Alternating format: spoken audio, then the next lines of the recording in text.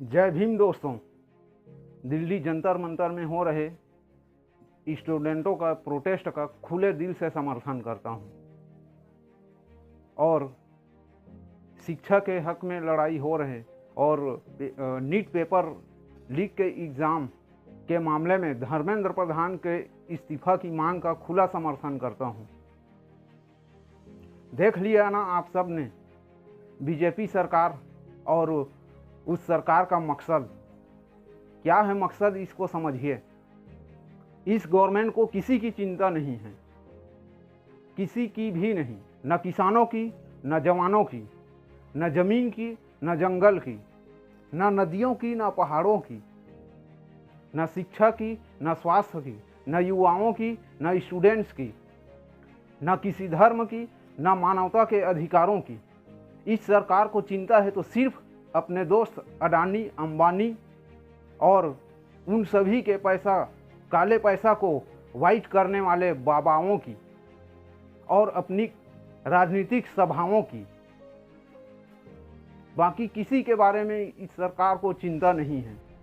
मुझे कोई मतलब नहीं है कि कौन सा पार्टी वहाँ प्रदर्शन कर रही है। मुझे मतलब है सिर्फ उन स्टूडेंट की और उनके भविष्य की जो अपने हक और अधिकार के लिए वहाँ पर लड़ाई लड़ रही है। और ये लड़ाई एक दिन की नहीं है। जब से मैंने 20 जुलाई का घटना देखा है और प्रशासन का विद्यार्थियों के प्रति, हमारे बच्चों के प्रति क्रूरता, इतनी बर्बरता देखा है, तभी से मेरे अंदर में आग लगी थी कि मैं किस तरह से सपोर्ट कर सकूं उनको। लेकिन आर्थिक मजबूरी के वजह से मैं वहां पहुंच नहीं सका। ये मेरी व्यक्तिगत मजबूरी है। लेकिन जितना मुझसे हो सकता है मैं सभी युवाओं के, सभी स्टूडेंट्स के साथ में इस वीडियो के माध्यम से आपको सपोर्ट और अपना धर्मेंद्र प्रधान के प्रति विरोध प्रदर्शन करता हूं। और आप सभी युवाओं को मैं हिम्मत देता हूं और आप सभी के साथ हूं और हम आपके साथ हैं। पूरा छत्तीसगढ़ आपके साथ में है। ये लड़ाई रुकनी नहीं चाहिए। ये हमारे हक, अधिकार, हमारे शिक्षा के आपको सपोर्ट करने के लिए और ये वीडियो बनाने के लिए मैं लेट हो गया। इसके लिए मैं आप सभी युवाओं से माफ़ी मांगता हूं।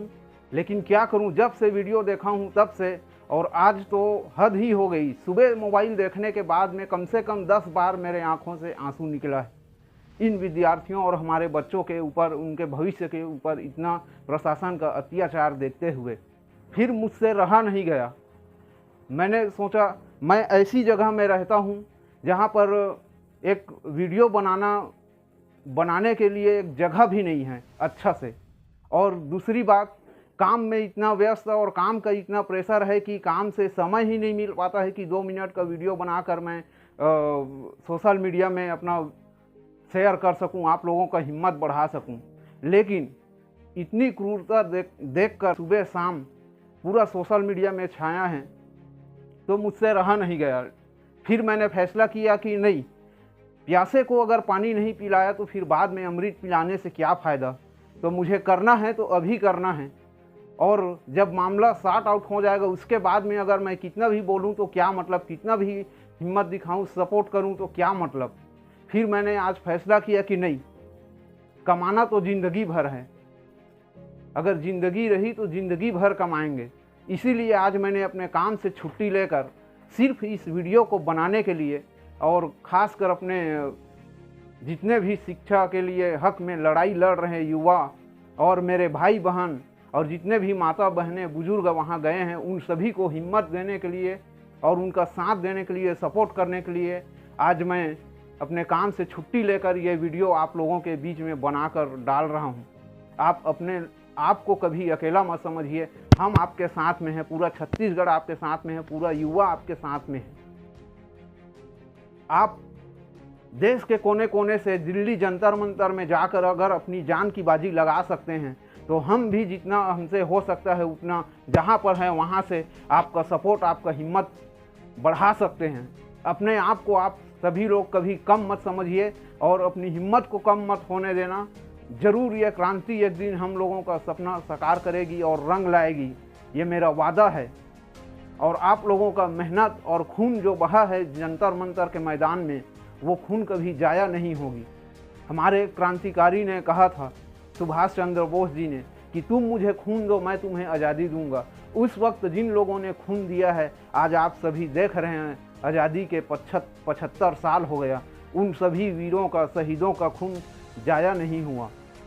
आप सभी का खून भी जाया नहीं होगा और आप सभी का नाम क्रांतिकारी, क्रांति सूरवीरों के बीच में लिया जाएगा और क्रांतिकारी ही कहलाएंगे। जितने लोग इस प्रोटेस्ट को और इस लड़ाई को लड़ रहे हैं, चाहे जहाँ भी हो, जो पहुँच सके हैं वो, जो नहीं पहुँच सके हैं वो, चाहे वो धरती में हो या आसमान में हो या अंतरिक्ष में हो या समुद्र में हो, कहीं से भी अगर वो थोड़ा सा भी सपोर्ट अगर इसके लिए किसी वीडियो के या किसी भी माध्यम से कर रहे हैं, तो वो समझो इस लड़ाई में हैं। और यही सोचकर मैंने भी अपने सब्र का बांध तोड़ा और मैं इस लड़ाई में कूद पड़ा। दोस्तों, आज मैं आप सभी के बीच में अपना व्यक्तिगत एक छोटा सा बात शेयर करना चाहता हूँ। मेरी नई नई शादी हुई है, 2 महीने का एक मेरा छोटी सी बच्ची है। भी बच्चे और माँ बाप को घर में छोड़कर, घर परिवार को छोड़कर मैं घर से 2000 किलोमीटर कमाने अपने रोजी रोटी के लिए आया हूँ। लेकिन मुझे क्या ज़रूरत है कि मैं इस प्रोटेस्ट का हिस्सा किसी भी तरह से बनूं। मैं तो खाली वीडियो देख देख कर स्क्रॉल कर करके रह सकता हूं। लेकिन नहीं दोस्तों, मैं ऐसा नहीं कर सकता। मैं चुपचाप खामोश एक कायर की तरह, एक लोमड़ी की तरह नहीं बैठ सकता, क्योंकि ये मेरे भी बच्ची की फ्यूचर का सवाल है। आज आप जो लड़ाई लड़ रहे हैं, इससे हमारे आने वाले बच्चों का फ्यूचर और हमारे आने वाले जनरेशन, हमारी आने वाली पीढ़ी का भविष्य तैयार होगा। ये सिर्फ हमारी लड़ाई नहीं है। मैं भी एक पढ़ा लिखा इंसान हूँ। आर्थिक मजबूरी की वजह से मैं अपना पढ़ाई पूरा नहीं कर पाया। इस वजह से आज मैं प्राइवेट कंपनी में काम करता हूँ, पेशे से एक इलेक्ट्रीशियन हूँ। तो मैं इस लड़ाई में आया क्यों, सपोर्ट क्यों किया, मैं इस मुद्दे पर आता हूँ। मेरी छोटी सी बच्ची है, उनके भी फ्यूचर का सवाल है। तो कल जब सोशल मीडिया का ज़माना है, आप सभी जानते हैं, जब बच्ची बड़ी हो जाएगी तो सोशल मीडिया में देखेगी कि हाँ, आज से 20 साल 25 साल पहले 20 जुलाई सन 2026 को पूरे देश के युवा छात्रों के साथ में दिल्ली जंतर मंतर में इतनी बड़ी घटना, इतनी बड़ी बर्बरता सरकार के द्वारा, प्रशासन के द्वारा, पुलिस के द्वारा किया गया था करके, तब मेरी बच्ची मुझसे सवाल पूछेंगी कि पापा, पूरे देश भर के युवा सब वहाँ पर थे, बच्चे बूढ़े सब लोग थे, शिक्षा के लिए आवाज़ उठा रहे थे, लड़ाई लड़ रहे थे, इतनी खून बहाए, तो उस वक्त आप क्या कर रहे थे? ये सवाल जब मेरी बच्ची मुझसे पूछे तो मेरे पास जवाब देने के लिए, उसको जवाब देने के लिए कोई कुछ होना तो चाहिए ना। मैं ये तो नहीं बोल सकता कि नहीं बेटी, उस टाइम मैं उस प्रोटेस्ट में हिस्सा नहीं लिया था। हाँ, मैंने ये काम किया है। रोज़ सुबह शाम दोपहर जितनी भी प्रशासन की क्रूरता थी और बच्चों को मार पीट पड़ती थी, उनका रील जब सोशल मीडिया में आता था तो मैं बैठकर आराम से मज़े के साथ में कैसे मार रही है, लड़की को कितना मार पड़ी, किसका क्या हुआ, ये वीडियो रील्स में देखा करता था और रील्स स्क्रॉल करता था, बस यही करता था। ऐसा मैं नहीं बोल सकता। कम से कम मैं तो अपनी बच्ची को ऐसा नहीं बोल सकता। मेरा ज़मीर, मेरा स्वाभिमान इस चीज़ को करने की गवाही नहीं देता। मैं ये जवाब देना चाहता हूँ कि बेटी, मैं भी उस लड़ाई में शामिल था। हालांकि मैं वहाँ पहुँच नहीं सका, लेकिन जैसे भी हो मैं उस लड़ाई में शामिल था और आप लोगों के फ्यूचर के लिए मैं भी उस मैदान में किसी भी प्रकार से शामिल था, प्रोटेस्ट में शामिल था। ये बात मुझे अपने बेटी से बोलना है। और तब मेरी बेटी बोलेगी कि पापा, I am proud of you. आप बाकी लोगों के, कायरों के जैसे घर में चुप के नहीं बैठे थे। आज कल आप ही लोगों ने जो प्रोटेस्ट किया, जो लड़ाई लड़ी है, उसी से आज फ्यूचर बना है और हम अच्छे से पढ़ लिख पा रहे हैं। ऐसा मेरे बेटी मेरे ऊपर गर्व करे, इस वजह से मैं आज आप लोगों के सामने आया हूँ। क्योंकि मैं भी कभी स्टूडेंट था, मुझे भी अपने पिता पे गर्व है। मैंने ये चीज़ देखी है, आप लोगों के सामने में मैं आज शेयर करता हूँ। मेरा पिताजी 20-25 साल का जब वो भी यंग लड़का था, उसी समय से बाबा साहब डॉक्टर भीमराव अम्बेडकर के बारे में जब मान्यवर साहब कांशीराम जी ने बताया, बहन कुमारी मायावती जी के संघर्ष के बारे में बताया, तभी से पिताजी मेरे उस मिशन में, संगठन में, बहुजन समाज के साथ जुड़ गए और हम उन सभी महापुरुषों के मिशन को, बहुजन समाज को बढ़ाने में हर तरह से संघर्ष, बहन कुमारी मायावती जी के संघर्ष में जैसा चाहे वैसा योगदान दिया और संघर्ष आज भी कर रहे हैं। उनके सामने में ये सिचुएशन भी आया जब उनको घर के तरफ से प्रेशर मिला और बोला गया कि तुमको मान्यवर कांसीराम का मिशन चाहिए, बाबा साहब का मिशन चाहिए कि अपना बीवी बच्चा चाहिए। तब मेरे पिताजी ने एक भी सेकंड सोचे बिना सीधे जवाब दे दिया कि मुझे अपने बीवी बच्चों को अगर बहुजन समाज के लिए, बाबा साहब के मिशन के लिए छोड़ना पड़े तो मुझे कोई दिक्कत नहीं है, मैं बहुजन समाज को चुनूंगा, मान्यवर साहब को चुनूंगा, बीवी बच्चा मेरा कैसा भी जी खा लेगा। एक सेकंड का समय गंवाए हुए बिना मेरे पिताजी ने वो जवाब दिया। और ऐसे ही विचार के लोग बहुजन समाज में और मान्यवर साहब के मिशन, बाबा साहब के मिशन को चलाने वाले बहुजन समाज में लाखों लोग हैं जो इस सिचुएशन को फेस किए हैं। और कल जब उन्होंने अपनी बीवी बच्चों को त्याग करके जब सामाजिक परिवर्तन की लड़ाई लड़ी थी, उन्हीं लोगों की वजह से आज हम इस सिचुएशन में हैं कि अच्छे से रह पा रहे हैं, अच्छे से पढ़ पा रहे हैं, अच्छे से जी पा रहे हैं। ये उन्हीं लोगों के, उन्हीं कार्यकर्ताओं के और उन्हीं संघर्षकारी की देन है। मैं उन सभी के विचारों को और उन सभी लोगों को प्रणाम करता हूँ। तो यही विचारधारा, अपने पिताजी का विचारधारा मेरे भी नसों में, रगों में खून दौड़ रहा है, तो मैं कैसे चुप रह सकता हूँ? नहीं रह सकता। आज मुझे उन सभी लोगों पे और अपने पिताजी पर गर्व है। मैं डंके की चोट में ये बोल सकता हूँ। यही चीज़ मुझे अपने बच्चों से और देश के सभी बच्चों से चाहिए और हर पेरेंट्स को चाहिए। प्रशासन की, बीजेपी सरकार की ये क्रूरता, ये बर्बरता सबक है उन सभी स्टेट में, जिन सभी स्टेट में बीजेपी का सरकार नहीं है। और सभी युवाओं के लिए और युवाओं के पेरेंट्स के लिए कि ज़िंदगी में दोबारा अब कभी बीजेपी पार्टी का किसी गांव में एक पंच भी नहीं होना चाहिए, वरना हालात इससे भी ज़्यादा बुरा होगा। और ये उन राज्यों के लिए तो बहुत ज़्यादा सबक है।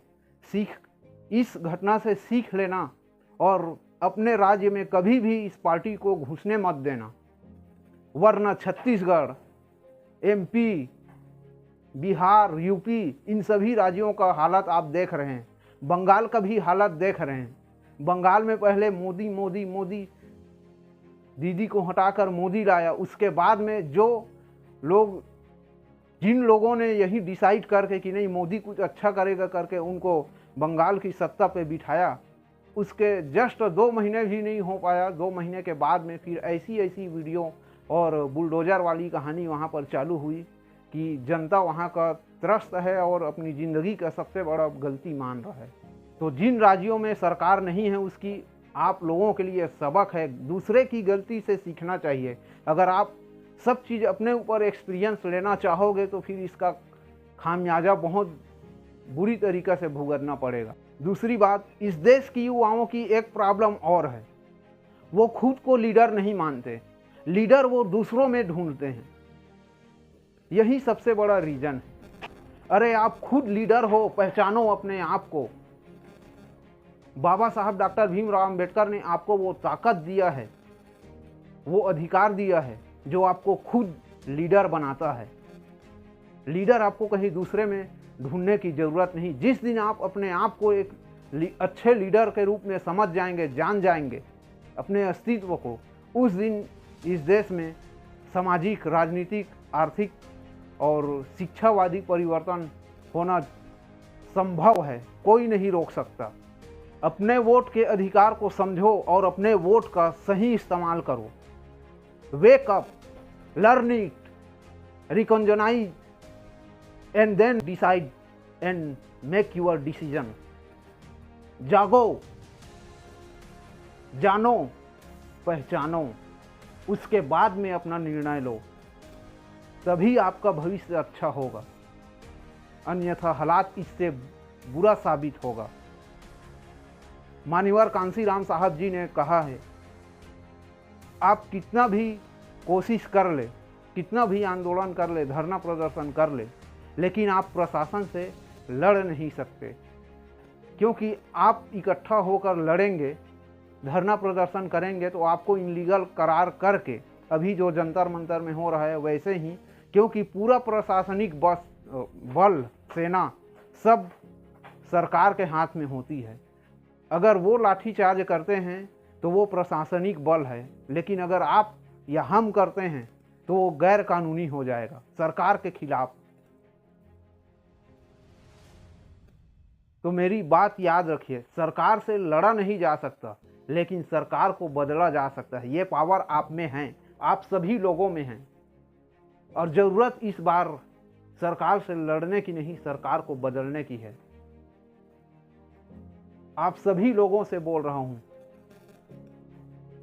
2029 में दोबारा इस गवर्नमेंट को मौका मत देना, वरना ज़िंदगी भर पछताते रहोगे। मैं आप सभी से एक ही रिक्वेस्ट करता हूँ, ना आपको फॉलो करने के लिए बोलूँगा, ना चैनल को सब्सक्राइब करने के लिए बोलूँगा, कुछ नहीं चाहिए मुझे। बस आपसे हाथ जोड़ के विनती है कि मेरे इस वीडियो को जितने भी लोग जंतर मंतर में प्रोटेस्ट कर रहे हैं और पूरे देश में, और अगर आप युवा हैं और स्टूडेंट हैं तो शिक्षा के नाम पे, एजुकेशन के नाम पे इस वीडियो को आप सिर्फ शेयर करने का काम करें, और प्रोटेस्ट हो रहे जंतर मंतर में उन लोगों तक पहुंचाए कि वो लोग अकेले नहीं हैं, हम सब उनके साथ में हैं, उनकी हिम्मत बढ़ाएं। बस एक शेयर चाहिए, मुझे और कुछ नहीं चाहिए। जय भीम।